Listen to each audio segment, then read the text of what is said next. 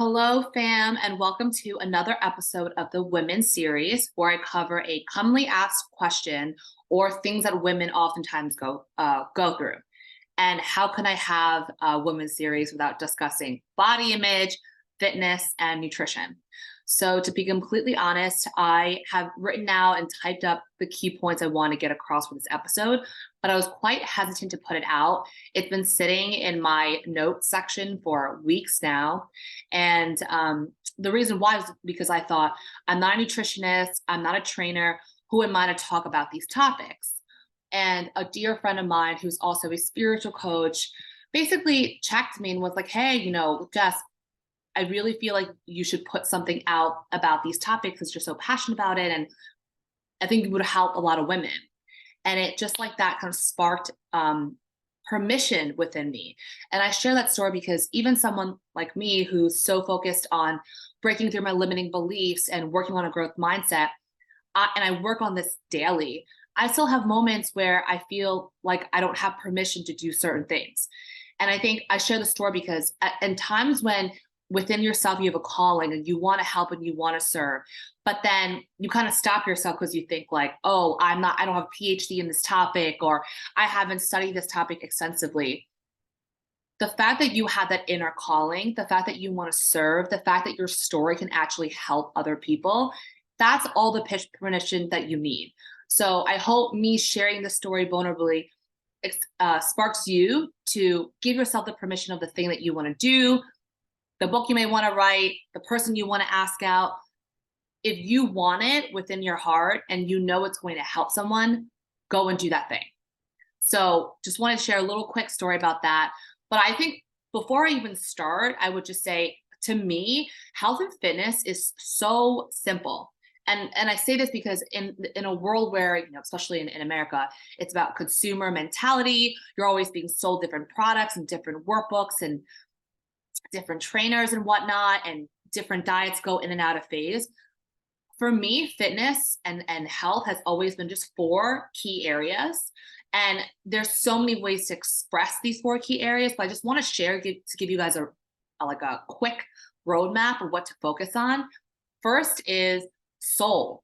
Your soul, you need energy to carry out your mission and your purpose. And I always go back to, why do I care about having a fit mindset and a fit body? Is because I have a mission within my soul that I want to carry. And that's always a driving force for what I do. Secondly is mindset. This is so important. You have to treat your body and you have to talk to yourself like to someone you love. And I see sometimes, I'll go a little bit deeper later, that people work out because they hate their body. You should be working out because you love your body and you want to take care of it. And you'll be amazed by the results you see when you actually speak kindly to your body and do things because you love your body, not because you hate it. Third is move. I don't care what kind of movement. You could do cardio, you could do HIIT. Any kind of movement is a journey and a step to fitness, right? And then last thing is fuel with nutrition. Whatever you put in your mouth becomes the fuel for the energy, for fuel for the workouts. So I would say high level for me, health and fitness is just soul, mindset, move, and nutrition. That's it. So I also want to give you guys kind of a quick roadmap for this episode. First, I want to talk about body image. Obviously, it's super important to before we even get into the nitty gritty fitness and nutrition element of it. First is body image. Secondly is a fit mindset. What does that mean? What does that entail? And third is, what is my personal fitness training style and what's my personal diet? And I'll also share kind of the mindsets that I adopt for fitness and diet, which are more, I would say, universal no matter what your fitness goals are. So let's dive right in and talk about body image. So body image is something been so important to me since I was a really young little girl growing up. Obviously Asian, look Asian, grew up in an era in the States. I grew up in New York where blonde hair, blue eyed, super skinny with big boobs, no butt was the look, right? And so I had to, throughout my childhood, grow up to embrace my uniqueness, while there was at the time a body trend, which has obviously evolved and changed. So for me now, body image is really a balance between pursuing my dream body and going after what my dream body is versus embracing my uniqueness and what makes me different. Um, for me now, I work out and do the workouts that I love and the training that I love to do, eat the way the food that are nutritious and delicious to me. And then I embrace the body I get from this mindset and this way of operating versus doing the workouts and eating a specific way to look a specific way. So it's a little bit different how I think about it. And I want to highlight something is if you, and I do this, I did this episode mostly for women because we are notorious for being so brutal about our own bodies and we nitpick every body part apart. Okay. They've done studies on this where you take the most beautiful eyes, the most beautiful nose, beautiful mouth, and you put it all together and the body, right? That made up woman, that imaginary fantasy woman's actually not attractive. And I point this out because it really is your imperfections or the things that make you unique that make you so beautiful. So I just want to highlight that of course you should pursue the body that you want and you should pursue a certain look that you may want, but also don't completely change yourself to be a completely different person. Be the best or your favorite version of you. That's to me body image. And I'll kind of talk about how I got this more healthy body image because obviously we don't always start that way, especially when you grew up in a consumerism, capitalistic country where you're always sold products and told you're not enough, so buy this. You're enough to do this. So as I mentioned, I grew up in an era where it's blonde hair, blue eyed, that look was desirable. And at the time when I was growing up, Victoria's Secret was at its prime. So there was one specific look that was deemed like holy grail and everything else was secondary. So even though as I grew older, obviously the beauty industry has evolved. There's a lot more shapes and sizes now that are considered beautiful. It was still so deeply ingrained the way that I was raised. And I'll never forget, I was in my early 20s and I was working with a trainer who I thought was physical perfection from like if I had to like basically draw up the perfect man, that's what he looked like to me. And I will never forget, I was scrolling through Instagram and we were working out, so I was scrolling through Instagram and I stopped on this Victoria's Secret model, like literally with the wings and whatnot. And I showed it to him. I was like, she's so hot. She's so beautiful. I will never forget this. He took my phone and he said, Jess, you have two options. Fat and muscle are the two options you can have. But skin and bones, this is not an option. And just like that, like 23, 24 years of like brainwashed to believe a certain way to be considered the most beautiful, it just switched to me. And it switched because his words, first of all, again, he was the physical look that I would deem so desirable in a man. So when someone like that you put on a physical pedestal said something and kind of completely changes your perception of what perfection looks like, right?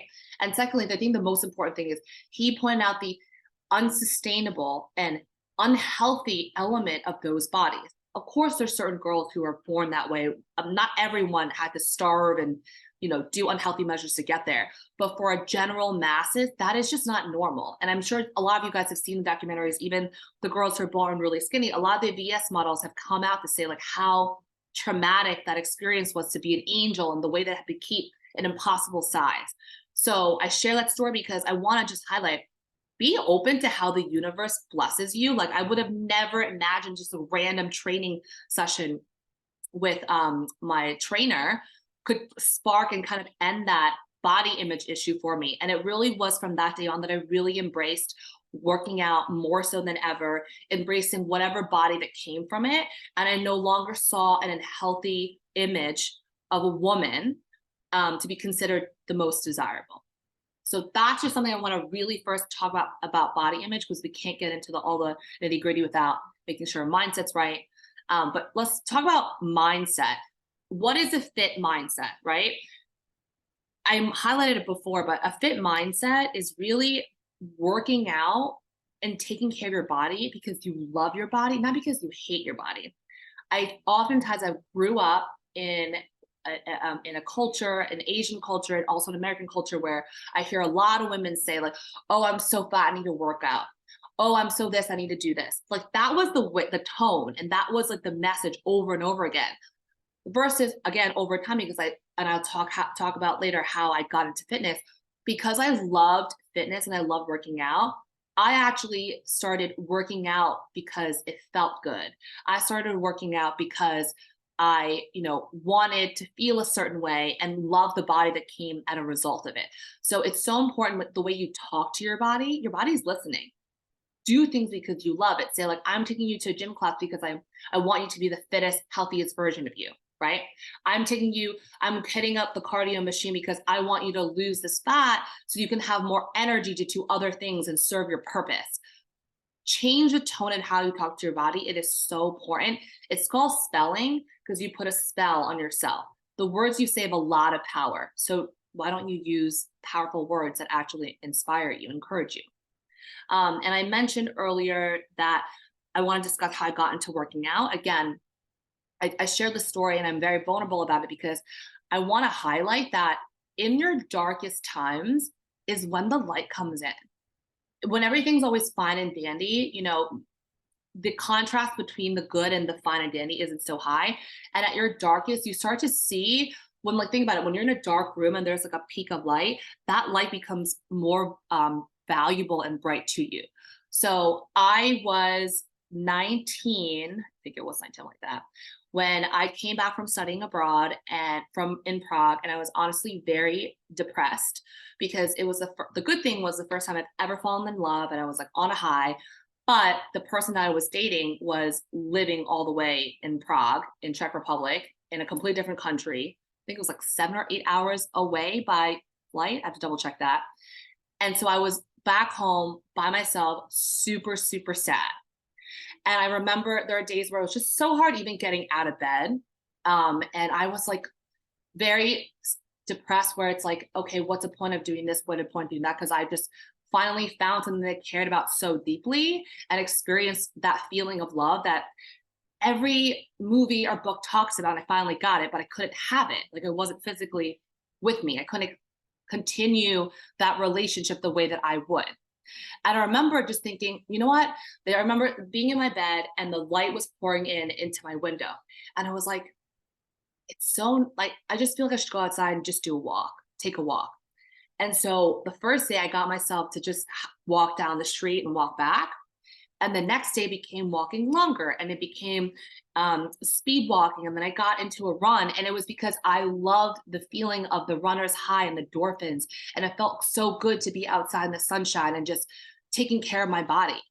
And it's through that not only did it end in my depression, I also had an eating disorder at the time. I was very constricted in the way that I ate. And it was through working out that I realized, oh my God, I can eat more than I normally do, but I still look better, like just because I work out. So it was during this dark time where I was very sad that there's just inner calling in me that was like, just go outside, just go outside. So I would just say when you're in a very dark time, we're human. We all have to go through those times because you have to go through those times to get stronger, to get that creative idea, to get that strength, to get that enlightenment or that inspiration. And so when you go through that time, my biggest encouragement to all of you is just there's an inner voice within you, and it's like it starts with a whisper, but over time it gets louder and louder. Don't ignore it. That's your intuition. That's the highest calling of you. That's the highest version of you, giving you like the roadmap to say, do this, it'll make you feel better. So that's how I got into fitness. That's how I got into embracing the body that came with the workouts. And for me now, I really don't hate working. I love working out, and I do because it just gives me the energy and the fuel to take on the day. So that's the fit mindset. And let's dive into the fun stuff, which is like my actual routine, my diet. So I always want to be very transparent about my starting point, right? Because everyone's body is different. We have all different genetics. So I'm 5'10", I'm Asian, and I work out a lot. What does that mean? Like eat a lot. I have a high metabolism. It's naturally, and then I work out on top of that, so I eat a lot.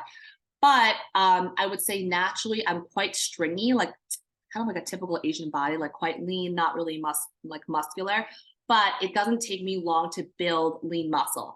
Maybe like 4 to 5 days, I can easily build lean muscle. So that's the base that I work with.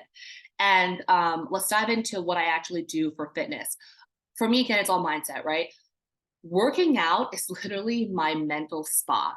That's when I get creative ideas, get downloads. It's me time. It's a time that I can take a break from work, obligations, things I have to do. So for fitness, every day, I just do what feels the most fun to me. It gives me the most joy. It can be cardio, it can be workout classes, it can be boxing. I really just follow the joy and follow like what makes me feel the happiest doing it. And I would say over a week's span, I usually do about 2, 3 days of cardio, which is either running outside or fitness class. I will do 2 to 3 days of strength training, which is like high intensity interval training, bar classes, Pilates, boxing. I really mix it up based on how I feel. And the remaining days are what I call my rest days, where I do deep stretching and I do light cardio, which is just walking on a faster pace, like nothing crazy, but just walking probably throughout the city. Um, and when it comes to stretching, I want to just highlight like after every workout every day, I definitely stretch. It's just on my off days that I spend the whole time stretching. And I would say I usually work out about an hour to an hour, 20 minutes a day, all in. One thing I also want to highlight is, again, mindset, right? Don't, if you miss a gym class, you miss a day, don't beat yourself up. Don't be like, oh my God, you're so stupid, or oh, I slept in. It's not a big deal. Once you get in the hang of working out, your body actually starts burning calories, whether you're working out or not. And it's easier for you to maintain your muscle mass and fitness. So just go a little harder the next day, right? But I would say for me, I always prioritize rest over working out. I used to do it the other way, not a good idea. I actually get the best results and I actually can go harder at the gym when I take rest, prioritize it first over working out, right? And lastly, I would just say for fitness is I'm a big believer in like sports massage or whatever massage that you guys may like. Hot and cold plunges, saunas. Really, rejuvenation time is super, super important. It's important because you're always working your body so hard.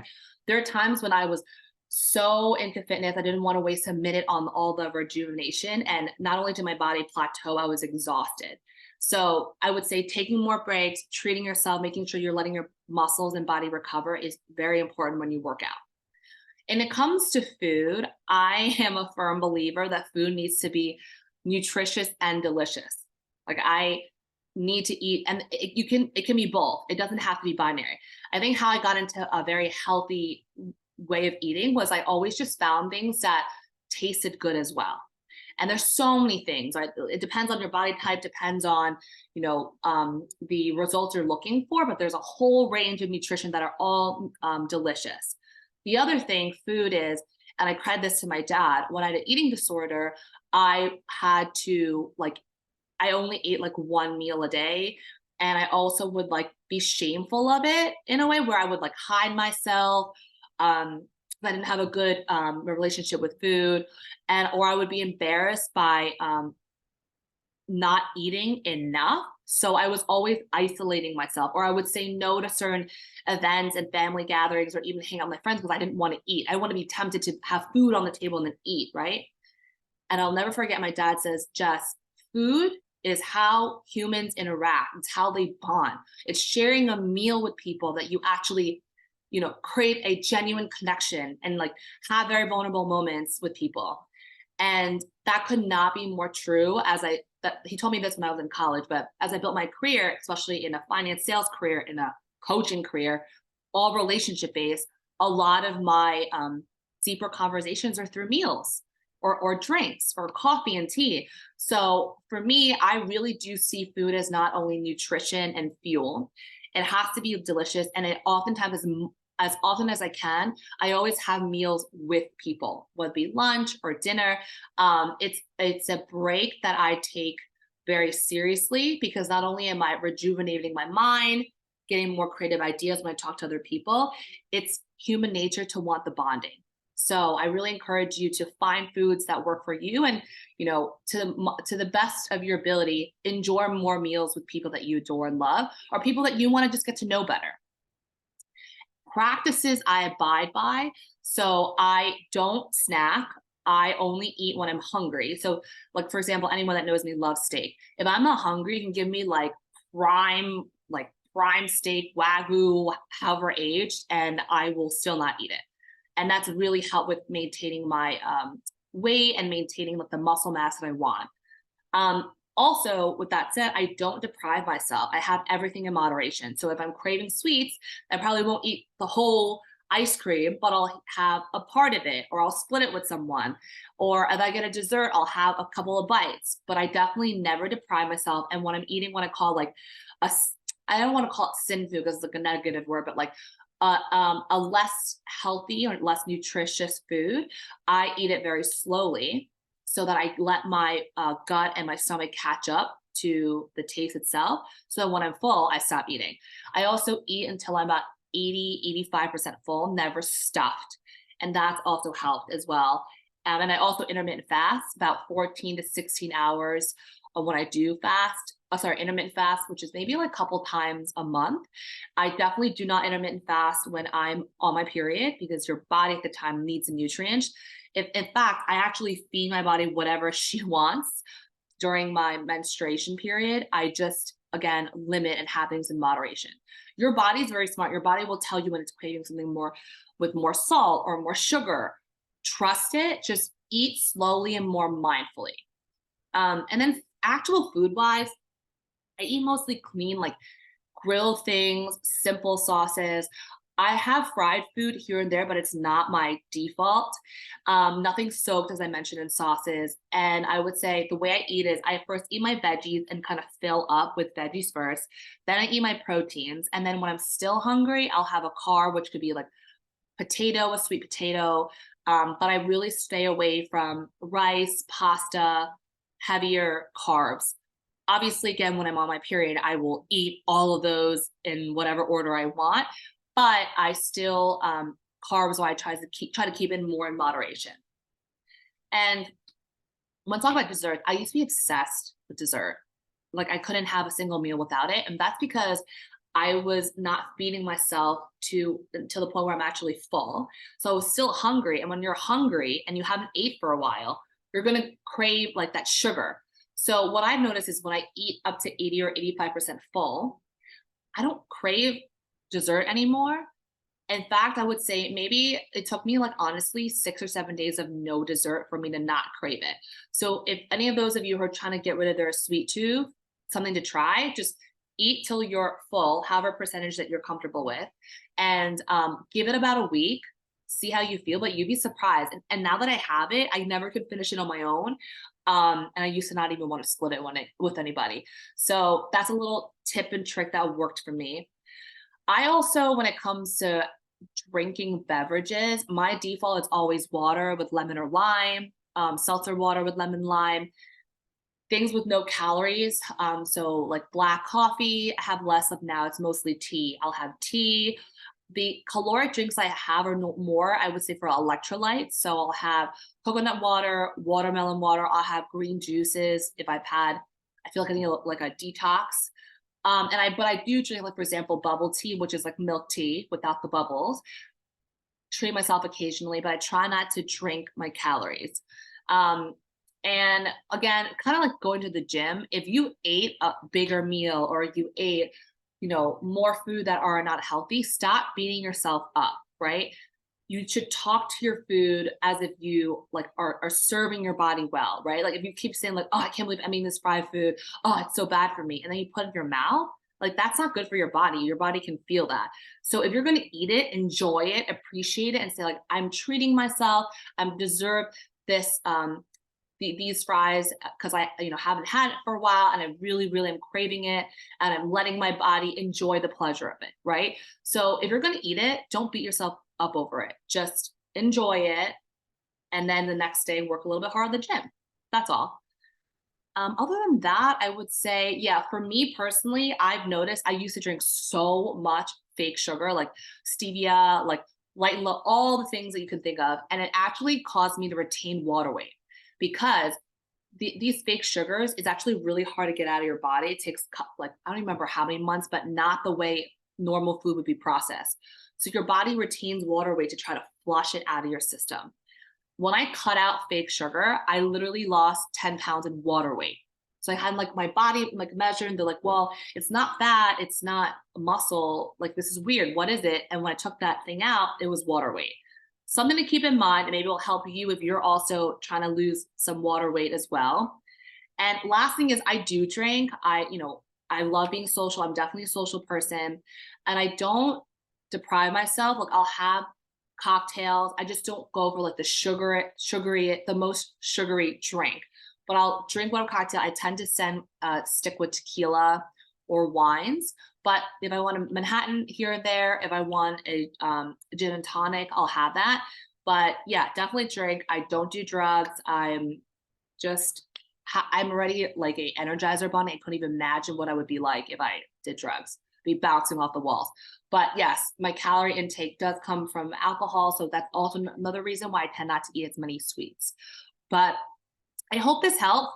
Just to outline again what we discussed today. So, excuse me. When it comes to health and fitness, it's really four prongs. It's very simple. This is the focus, which is soul. Like you need energy to carry out the mission that you want. Second is mindset, talking to yourself and treating your body like someone you love.